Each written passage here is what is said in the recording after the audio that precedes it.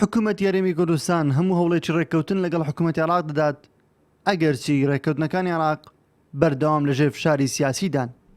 ئەزمموی ڕابردوو ئەوەی دەرخستووە کە لە عراق شتێک نییە بە ناوی ڕێککەوتنی هەتا سەر. ئەو هەموو ڕێککەوتنانەی کە لە نێوان حکوومەتی هەرێم و حکوومەتی عراقی کراوە لە پێناو دابینکردنی شایستە داراییەکان و مافەکانی حکوومەتی هەرێمی کوردستان و خەڵکی کوردستاندا تەنها لە کاتی پێکێنانی حکوومەتی عراقی بووە، هەتاوەکو حکوومەتی عراقی پێکێنراوە بە پشتگیری کوردستان، بە پشتگیری ئەحزابی سیاسی کوردی بەڵێنراوە و ڕێککەوتن کراوە.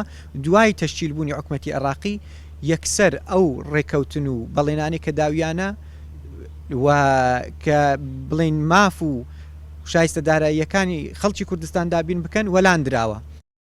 حکوومەت یاریمی کوردستان هەر لە سەرەتای دەستپێکردنی گفتوگۆکانەوە داوای کردووە کە لایانی سێم لە ڕەوتی گفتوگۆکان بەشدار بێت بۆ ئەوەی لایانی کەم تەرخەم ناچار بکرێت پابەندی ڕێککەوتنەکان بێت. بۆ مەش داوا لە هاوپەیمانان کراوە ڕۆڵی خۆیان ببینن.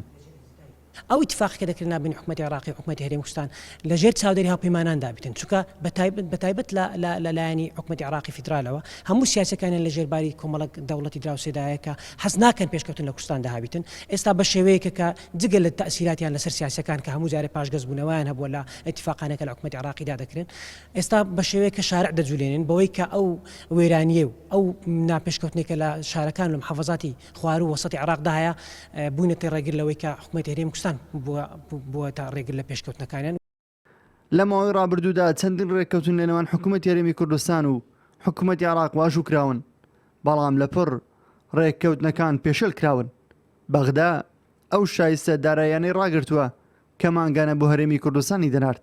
دوهەمینیان ڕاگررتنی ئەو 320 میلیارد دیناری مانگانە بوو کە بەپێی ڕێککەوتنی نێوان هەردوو لە بۆ فەرمانبەرانی هەرێمی کوردستان دەهات.